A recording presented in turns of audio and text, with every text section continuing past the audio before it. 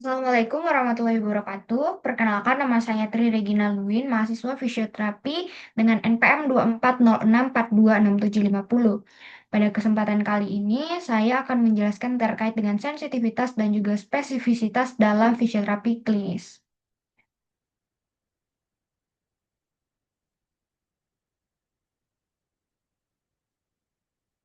Baik, untuk slide yang pertama ini kita akan melihat terkait dengan konsep dasar dan juga definisi dari sensitivitas dan juga spesifisitas.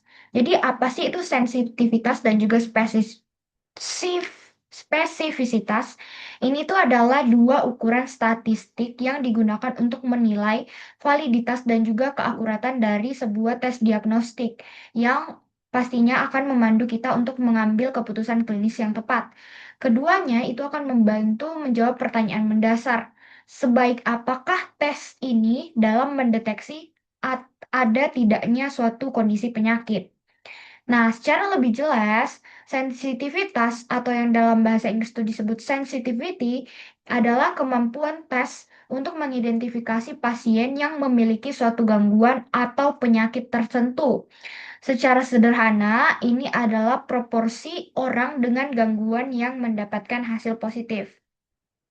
Tes dengan sensitivitas tinggi itu sangat berguna untuk menyingkirkan atau rule out suatu kondisi.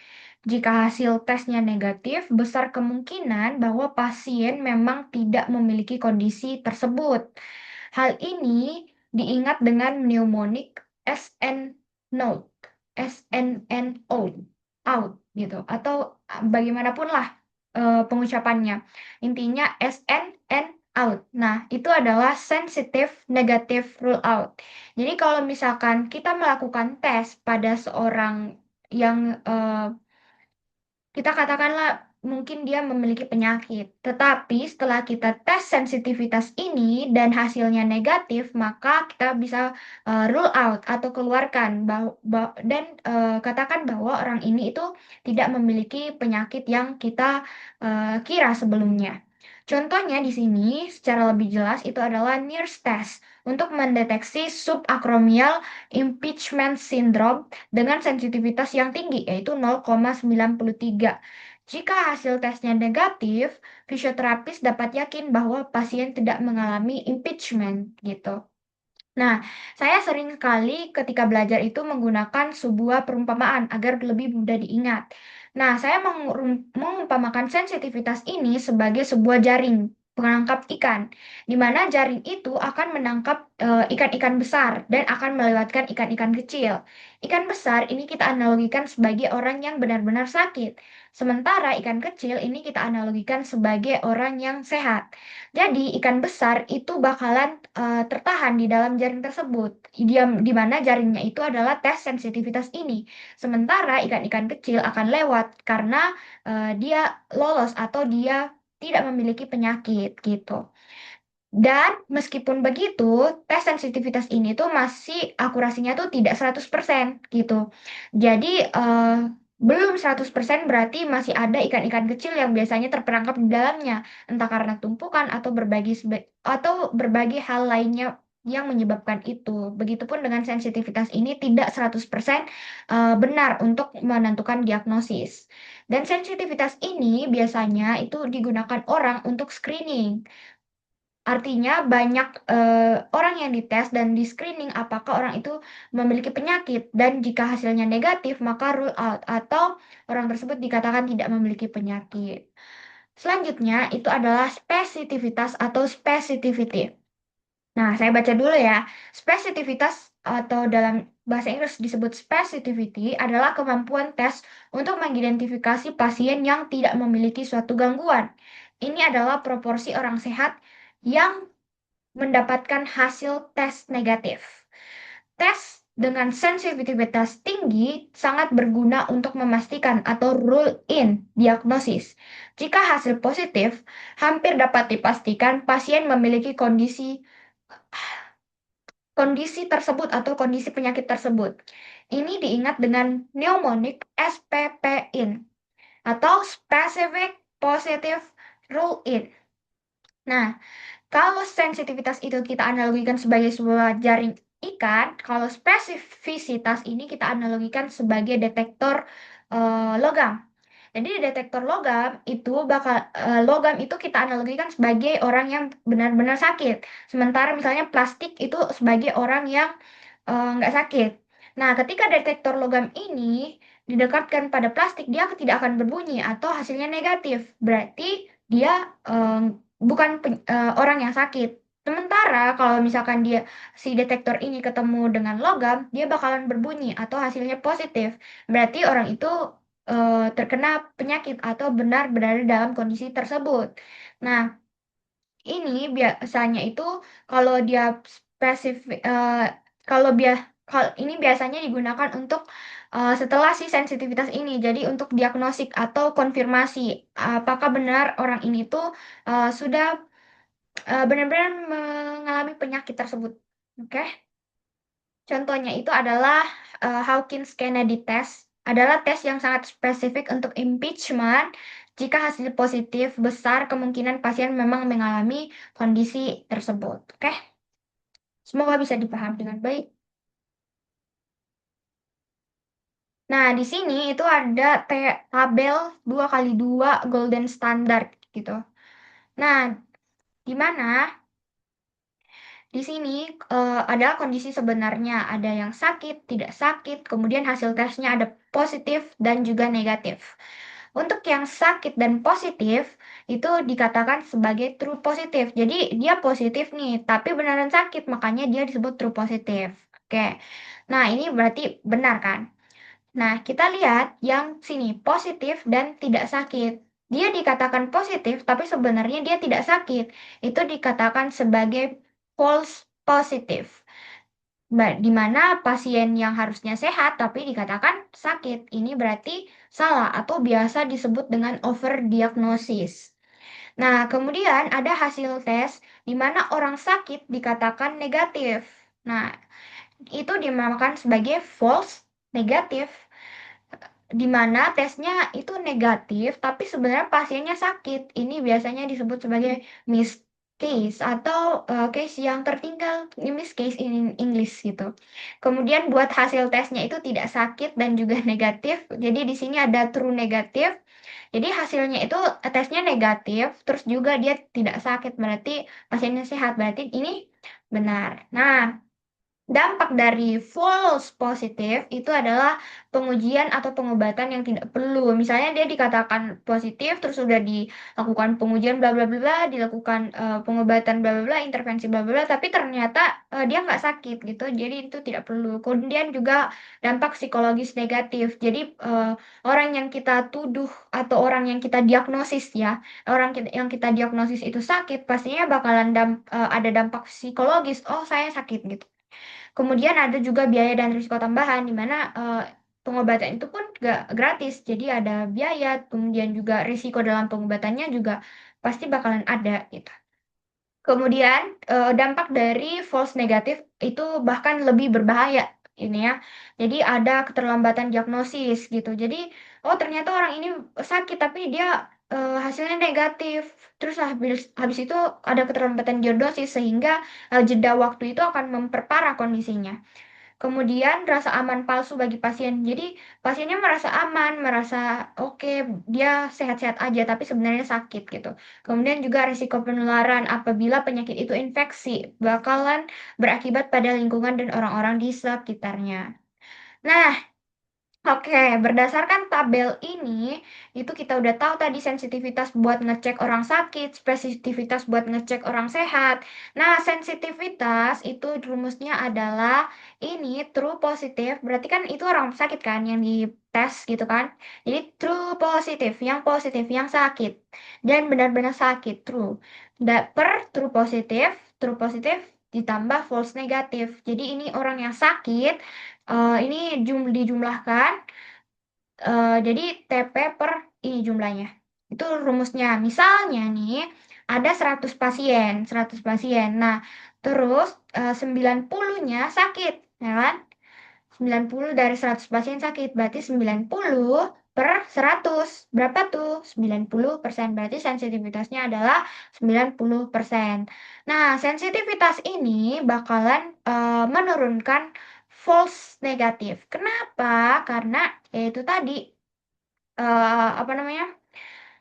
Seperti saya misalnya itu kembali lagi ke perumpamaan tadi, Kak. Kan kalau misalkan ikan kecil tadi itu kan harusnya negatif kan. Eh, dan ikan kecil itu pasti bakalan terperangkap kurang yang terperangkap. Begitupun dengan yang ikan besar. Ikan besar pasti bakalan kecil kemungkinan untuk lewat. Nah, dimana ikan besar itu kan yang harusnya positif. Jadi kecil kemungkinan buat lewat gitu. Jadi false negatifnya rendah. Jadi untuk tes sensitivitas ini untuk eh, apa menurunkan false negatif. Ya, atau kalau enggak di matematika juga bisa dilogikakan kayak misalkan semakin tinggi orang yang true positif berarti pembandingnya itu semakin rendah kan. Begitulah. Bagaimanapun Anda berpikir tentang itu, yang penting bisa paham. Kemudian di sini ada spesifititas atau specificity. Di mana ini tuh untuk ngecek orang yang sakit gitu ya. Jadi di sini ada misalnya true negatif. Jadi true negatif kan itu pastinya oke kan, itu benar. Jadi true negatif per ini jumlahnya keduanya. Contohnya itu adalah 400 dari 500 pasien sehat terdeteksi. Berarti kita bisa kali-kalikan gitu ya atau bagi-bagikan. Itu ada 4 per 5. 4/5 kan sekitar 0,8, 0,8 tuh 80%. Nah, jadi sensitivitasnya itu tinggi dan false positifnya rendah. Jika sensitivitasnya tinggi berarti false positifnya ini rendah kebalikannya ya. Jadi kalau misalkan yang sini pembandingnya itu besar, pastinya di sininya rendah gitu. Di matematika kalau misalkan yang kita kembali ke perumpamaan yang narasi tadi, itu yang detektornya. Jadi detektornya pasti nggak akalan apa namanya, nggak akan mendeteksi plastik kan. Jadi itu sensitivitasnya, spesifititasnya rendah gitu. Oke, lanjut.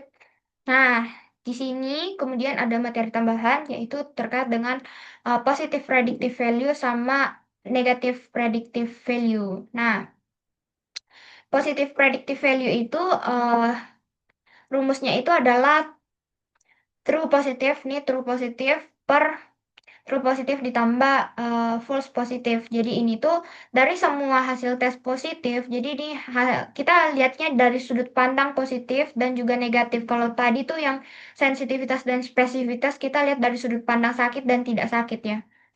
Ini kita lihatnya dari sini ke sini. Nah, di sini dari semua hasil tes yang positif itu sebenarnya beberapa orang sih yang benar-benar sakit gitu. Kita cari presentasenya kan.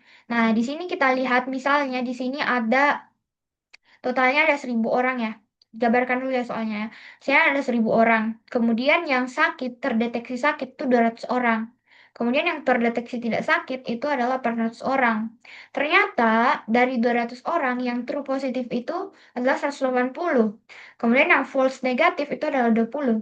Sementara yang tidak sakit, yang jumlahnya 400 orang, ini yang positif itu adalah false positifnya itu 100 orang. Kemudian yang true negatifnya itu ada 700 orang. Nah, kemudian ini yang positif kita jumlahkan ke sini hasilnya 280. Kemudian yang negatif kita jumlahkan ke sini hasilnya 720. Oke, dan ini tuh sebenarnya kalau misalkan kita mau menjawab soal lebih baik digambar supaya bisa dipetakan atau enggak kalau bisa dipetakan dalam otak sendiri justru lebih bagus. Tapi kalau saya tuh biasanya pakai kertas, harus pakai kertas gitu. Nah, di sini itu ada true positif, jadi ada 180 per 180 ditambah 100. Itu kan hasilnya 280. 180 per 280 kira-kira 0,642 bla bla bla, dan seterusnya atau sekitar 64,2%. Nah, artinya hanya 64,2% yang orang dengan tes positif benar-benar sakit gitu. Jadi yang sisanya itu 30 35,8 itu nggak sakit gitu. Oke, selanjutnya adalah negative predictive value. Kita bisa lihat di bagian bawahnya. Ini ya, negative predictive value.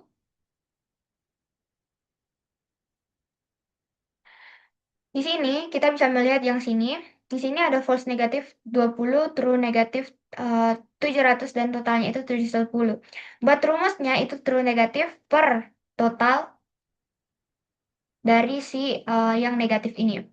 Nah, ini buat dari semua hasil tes negatif, berapa sih yang benar-benar sakit? Benar-benar sehat. Sorry ya, benar-benar sehat.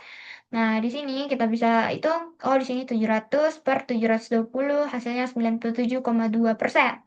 Artinya itu adalah 97,2% atau 97% ketika dibulatkan orang dengan hasil tes negatif benar-benar sehat. Dan sisanya itu di 3%-an sakit.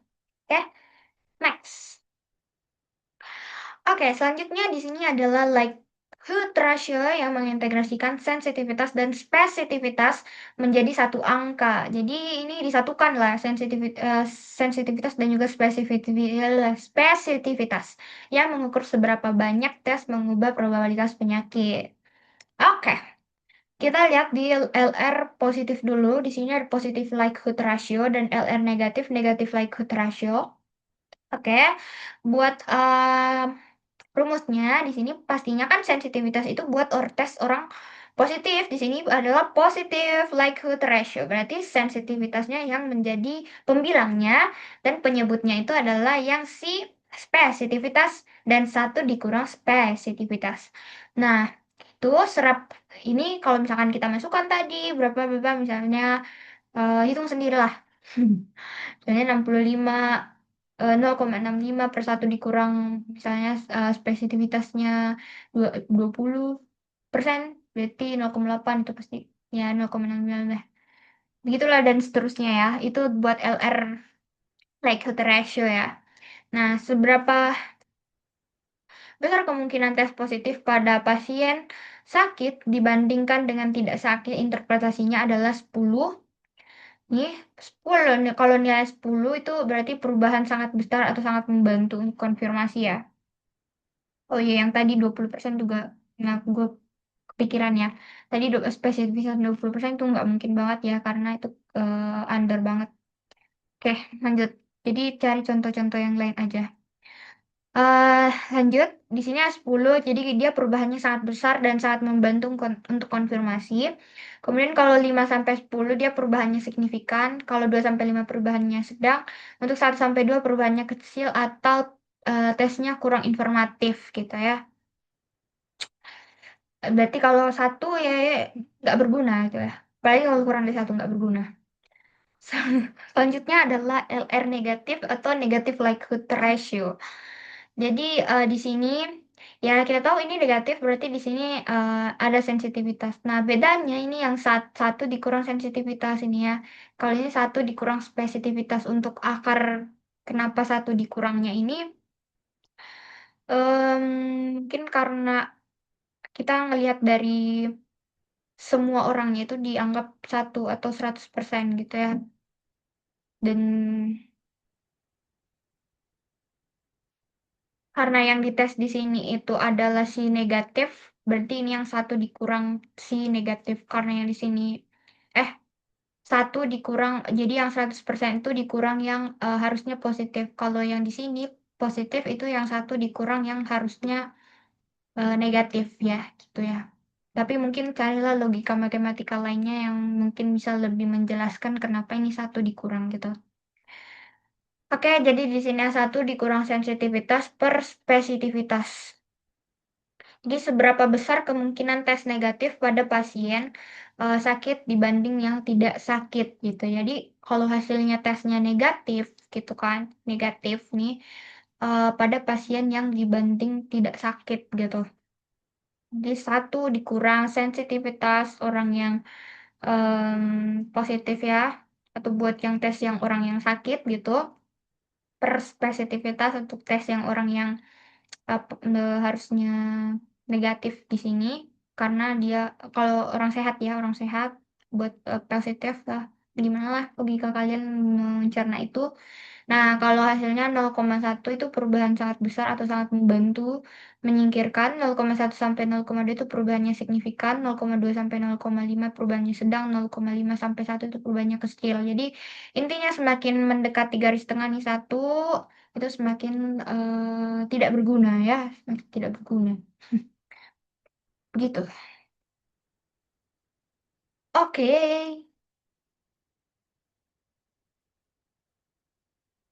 aplikasi dalam fisioterapi. Nah, mengapa sih sensitivitas dan spesifitivitas ini tuh penting? Yang pertama itu menentukan akurasi tes ortopedi dan neurologi itu yang utamanya sih buat fisioterapi mungkin ya untuk sekarang. Untuk peminatan-peminatan lainnya bisa juga. Tapi untuk yang utamanya ortopedi dan neurologi. Kemudian memilih tes yang tepat untuk kondisi klinis tertentu. Jadi apa sih? Kalau kita tahu sensitivitas dan spesifitasnya, kita lebih tahu, oh ini cocoknya buat screening, ini cocoknya buat konfirmasi, gitu. Kemudian meminimalkan resiko misdiagnosis atau over referral gitu, yang tadi diagnosisnya salah atau oh terlalu over diagnosis gitu. Terus habis itu mendukung clinical reasoning berbasis bukti. Jadi intervensi fisioterapi itu harus dengan clinical reasoning yang jelas, berbasis bukti. Contohnya di sini Palentes. Palentes buat carpal tunnel sensitivitasnya 68% dan ini harusnya spesifitivitas yang di atas ya. Nah, belum nih. Kayaknya salah ini. Kayaknya di sini belum diubah, guys. Jadi nanti carilah di sini berapa harusnya. Tapi mungkin sekitaran 60-an juga 67% spesifititasnya. Jadi dia pretty bad kalau dikatakan kurang bagus karena nggak sampai 90 tapi oke lah gitu. Kemudian ada tunnel sign. Kalau buat carpal tunnel kan carpal tunnel ini itu sensitivitasnya 50% dan spesitivitinya 77% kalau berdasarkan referensi yang saya pakai gitu ya. Kemudian ada spurling test, itu ada radikulopati, sensitivitasnya itu 40% dan spesifititasnya 92%. Itu buat neck ya. Jadi bagus buat diagnosis ini. Kemudian ada strike leg rise, itu radikulopati, sensitivitasnya 91% dan spesifititasnya itu adalah 26%. Yang bagus buat screening. Oke, buat radikulopati L5 ke bawah, L2 ke bawah.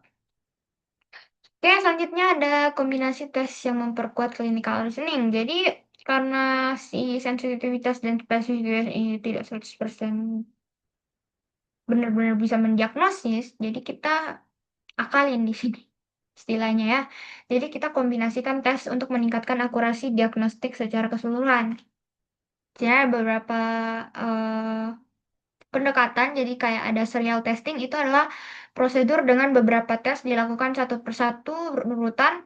Pasien hanya menjalani tes berikutnya. Jika hasil tes sebelumnya positif, pendekatan ini sering digunakan untuk mendiagnosis atau rule in. Jadi ya seperti yang kita tahu, jadi eh, misalnya di apa namanya di tes sensitivity dulu baru spesifitivitas itu berurutan kan gitu.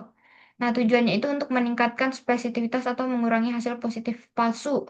Nah, buat lebih jelasnya di sini ada contohnya itu ada suspek hernia nucleus pulposus L5 sampai L1.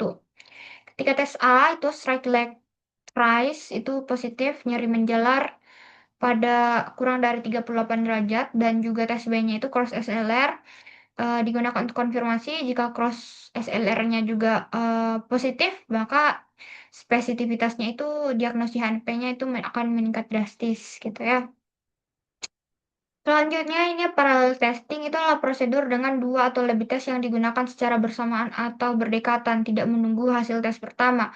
Pasien dianggap positif jika turun dari satu tes tersebut menunjukkan positif gitu. Jadi tujuannya untuk meningkatkan sensitivitas atau mengurangi hasil negatif false atau pada saat screening gitu ya.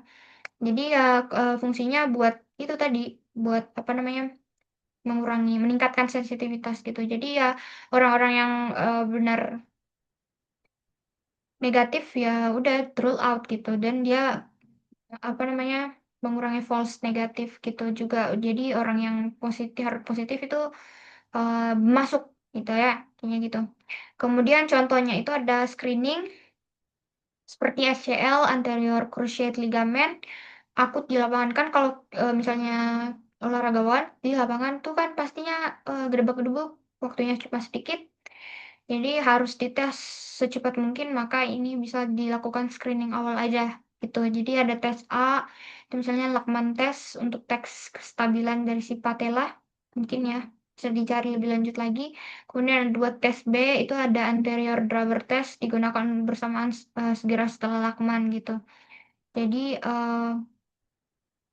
jika salah satu tesnya itu misalnya positif aja, misalnya Lachman aja, itu fisioterapi sudah mencurigai adanya cedera ACL dan merujuk pasien gitu. Jadi, udah nggak boleh tanding misalnya, karena bakalan ya semakin parah gitu dan bisa aja putus kakinya, parahnya gitu ya kalau tetap lanjut. Kemudian ada cluster of test adalah penggunaan serangkaian tes fisik yang diperiksa secara bersamaan atau kombinasi dan hasilnya diinterpretasikan sebagai satu kesatuan bukan terpisah. Jadi, dites bersama-sama kombinasi gitu ya dan disatukan, interpretasinya. Jadi metode ini tuh menggabungkan, sensitivitas dan spesifisitas untuk akurasi tertinggi.